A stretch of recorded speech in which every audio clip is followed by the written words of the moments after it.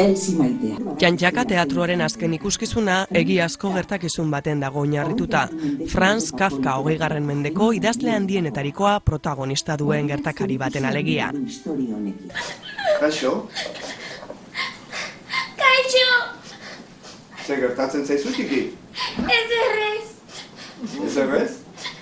Orduan zergatik egiten duzu nega? Galdu egin zara? Ni ez! Dora, zuk bazenuen panpin bat, ez da? Bai, zergatik? Panpin baten inguruko zerbait idatzi beharra daukat eta naiz gogoratzen nire harreman panpina nolako hazia.